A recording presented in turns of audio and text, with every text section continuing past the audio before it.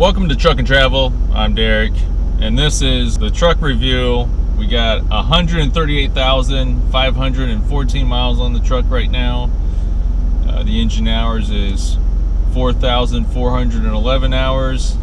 The engine idle hours is 1,849 hours. I do a lot of idling on the road whenever I'm out during the week on trips. The truck is idling 90% of the time. I don't agree with that. I believe it's bad for the EGR cooler, and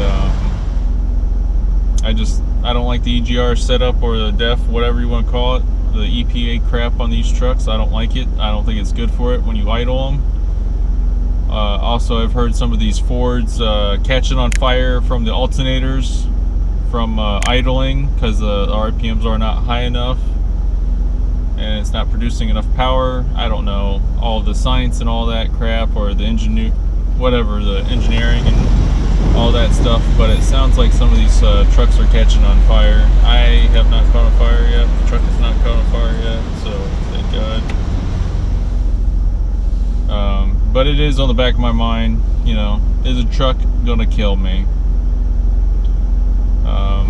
So far, I haven't had any problems with the EGR cooler, the turbo, all that stuff's been good. And majority of these miles, I would say 60 to 75% of the miles on this truck are with me towing something. Whether it's a travel trailer, weighs 4,000 to 8,000 pounds, excuse me, or a gooseneck trailer. The gooseneck trailer itself, the ones I've been pulling have been around, I want to say 5,000 pounds roughly. 30 foot, 2-axle, single wheel, and then and then whatever freight that's on the trailers, you know. So I mean, the max weight I can legally tow is, I'm under 26,000 pounds, and the actual weight of the truck when it has full tanks is a little bit over, because I have an auxiliary tank now, so that's different from factory. But with that full, and my factory tank's full and the DEF tank full, the truck alone's a little bit over 10,000 pounds, and then plus an empty trailer is a little bit over 16,000 pounds. And then, so roughly any freight I can haul has to be under 9,000 pounds legally for me. So that would be, it's, you know, so 16,000 pounds. So there's 15,000 pounds, we'll just say. I don't tow anything over 15,000 pounds, and that's less than half of what the truck was rated to haul. I can tell a difference when I'm pulling, you know, when I got stuff, you know, especially if it's tall, it's catching a wind, but I have no problem accelerating up a hill. Like if I'm doing 70 or whatever and I want to floor it to go faster up the hill, it'll do it. And I'm talking about, you know, the small mountains on the east. You know, I really haven't taken this truck out west. I believe we've been to Colorado once, but we haven't been beyond that to where the mountains are gigantic. So I have seen early on when I had a travel trailer, it was I want to say a 40-foot long travel trailer, and the actual weight was probably around 10,000 pounds. And I was going up some hills on the eastern side of Pennsylvania, and I seen the temp get up to, I believe the trans temp got as hot as 240. It did cool back off right away once, you know, you start going downhill or let off the accelerator, but she was getting pretty warm then. And I never had any other problems with it since then. And I like to watch the trans temperature every once in a while, so it is on the back of my mind. let's see here. Oh, the sunroof, that has been an annoyance. Supposed to hit this button, that's supposed to open up, and then the sunroof's supposed to open up, but it never does. It just gets that far and then it won't open. Early on you can hear a click when it would try to open up, and then suddenly, most of the time it didn't want to shut. It would go so far, and then when it shut all the way and just go back open, it did that for the longest time. It's always acted up on me since about, I want to say 30,000 miles, and then once it got around 60,000 miles on the truck, it won't open like this, and then most of the time it doesn't want to shut. But now I don't have a problem shutting it for the 90% of the time anymore. I don't have a problem shutting it. It's just it won't open right away, and I found a trick. So I gotta try to open it like this. I'll shut it. I'll hit the middle button to where it just kind of angles the window up like that, and then I'll shut it, and then I'll try to make it go back, and then when it doesn't, I shut it again, and then I try to open it again to where it slides back, and then usually it takes about 2 to 3 tries of doing that. And yeah, let's see here. And then if you're having problems with your sunroof, if you can't get it shut, I'm told that you can hold the button to shut it and it will force it shut. Just be cautious, it could damage something on doing that. But if you're desperate, I mean, sometimes you ain't got a choice if it's going to rain. And then for the sync radio, around, I want to say 60-some thousand miles on this vehicle, the sync radio, the GPS doesn't always work. I never relied on the GPS, but I do like to see where I'm at on the map. I also like, I don't know, I like to use that too. I have a trucker GPS, but I really like to use that GPS just to see where I'm at in the United States, or see what kind of town's coming up. You know, it's nice to, I don't know, have another map. But I can't do that anymore because 99% of the time it doesn't work anymore. About 50% of the time it'll connect to my phone, and that was one of the main reasons why I wanted the sync radio, is so it could connect Bluetooth to my cell phone. I could use it hands-free, but I can't always do that. I have to carry like headphones with me that has a microphone, so that way if I want to talk to somebody,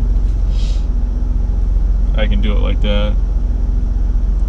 And I'm told that it's like the APEM pen, whatever, and it's going to cost around $800 for the part and to have it done total. So, and this was another $800 additional to have new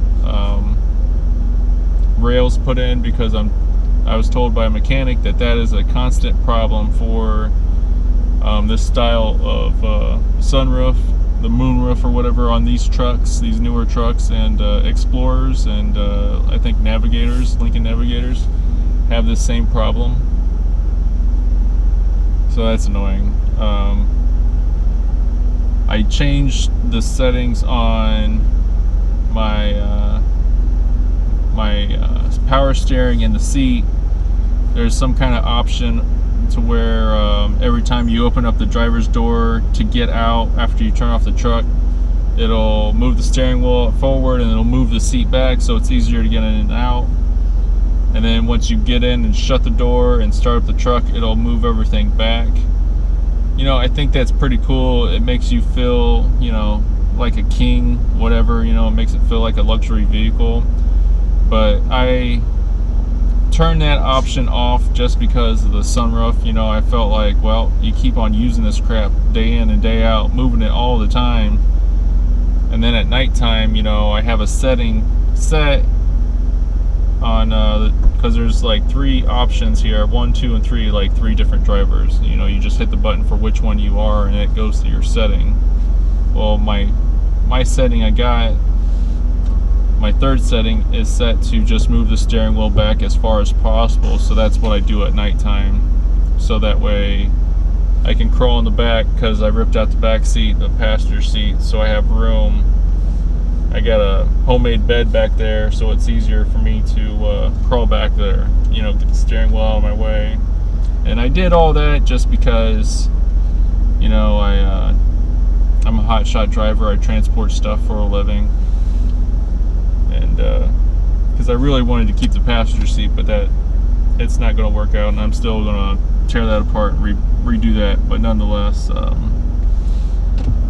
that's why I did that. No problems with any other options. Everything else seems to be good. Whenever I try to change the volume though on the radio or the temperature, sometimes it's delayed because it's all tied in with the problems of the radio, the sync radio. The heated steering wheel still works. The seat AC cooler and the heater still works on the seat. I will say I love that option.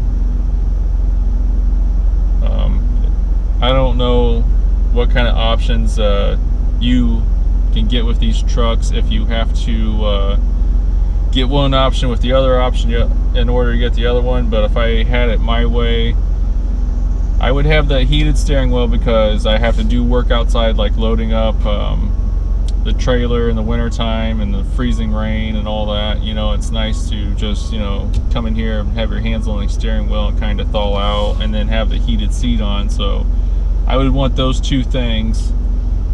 I wouldn't mind having a regular radio because I'm sure, I don't know, I'm so frustrated with that thing. I wouldn't mind having a regular radio and then having a regular control unit for the AC and heater, whatever you want to call that. Another thing I do not like is the actual AC and heater on this thing, because it's some kind of smart unit to where if it's so hot outside, you know, you can set it for certain temperatures on the inside, like 71 degrees, because it thinks it's that smart. But the problem is when the season changes and it's, let's say it's 73 degrees out right now. If I set it for 70 degrees in here, it kicks out a certain temperature, a certain coolness. But if I would, let's say it's 22 degrees outside and I set it for 70, it kicks out a different temperature because it thinks it's smart enough to get the accurate temperature when it's like overcompensating or whatever you want to call it. It's like overdoing itself. It's not getting the correct temperature. I'm pretty sure if you use some kind of temperature gauge in the two different seasons and test to see what it's kicking out, it's going to be different. When, you know, you got the old-fashioned style AC unit / heaters or whatever you set it on, I feel like that is more consistent than what this is. So to me that's kind of annoying. Yeah, because when I idle at nighttime, I like to have it cold, but not freezing cold in the summertime. But in the wintertime, I have no choice but to turn it all the way to freezing cold. That's when it actually kicks out cool air. So it's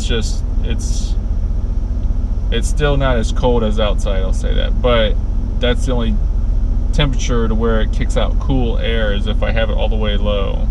I can't have it at 65 or whatever, because it still pushes out hot air. It's I don't know, it's kind of weird. It's hard to explain. But that's my pet peeve with it. Sometimes smart things ain't that smart. Sometimes people, I think, are overdoing it, you know. Yeah, it's like, right, why reinvent the wheel, I guess. And it's just more stuff that you're going to have to replace. No problems with the 4x4. Haven't really had to use it too much. No problems with the outside power mirrors. The engine seems fine. No weird noises. No problems with that. Had a slight leak on the rear axle. That was around 60-some thousand miles, I want to say. And then I had the gasket replaced and the speedometer sensor replaced, and it's still leaking, so I don't know if that's on the dealership now or if there's something that could be going on that they missed. I don't know. I think could be the gasket, not sure. And then the transfer case was leaking slightly, but nothing bad. Haven't had that worked on. I have tried to put more fluid back inside, but wasn't really missing that much, so it's not a big concern to me, but you know, it's on my mind, I'll say that. So yeah, those are the only issues with this truck. I have had a friend that has a new Dodge, and he was having transmission problems, and I think it had the nice Arson or Allison, whatever you call it, transmission.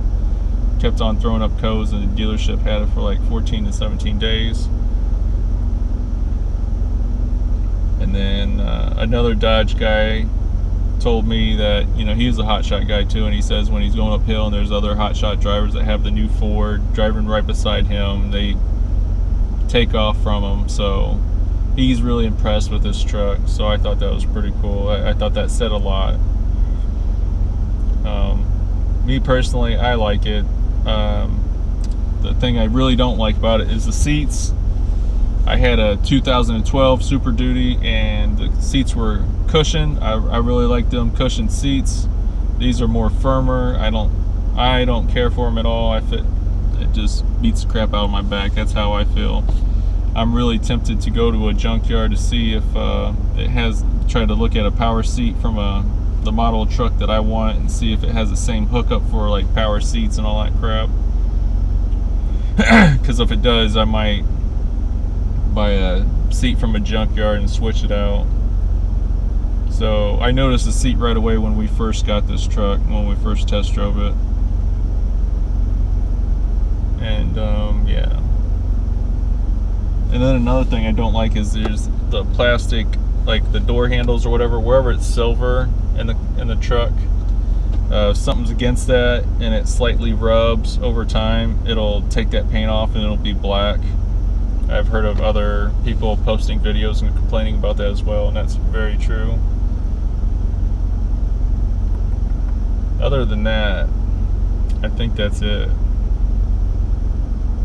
If you guys have this truck, let me know how you like it, and if you're thinking about getting one, let me know. Or if you have a different truck, if you have any issues with that, let me know. The way I look at it is, it's just the pick of the litter. You know, you either get a good truck or you get one that's got flaws, and I feel like it doesn't matter what brand you get, they're all like that, because nobody's perfect and people are the ones making these things. So these vehicles all are not going to be perfect. Stuff is going to be messed. It just depends on which one you get. So just because this one's doing good so far doesn't mean they all will. And yeah, I'm hoping for 1,000,000 miles, but we shall see. But that's what we got so far, you guys. If you like this video, please subscribe and hit the like button and the little bell down at the bottom. Thanks a lot, guys. See ya. I wanna drive a faster car. Nothing can break me. No, no, nothing can break me. Try not to hold me down. Feel alive when I'm in this town. Look at the beautiful stars. I wanna take a trip to Mars. Nothing can break me. No, no, nothing can break me.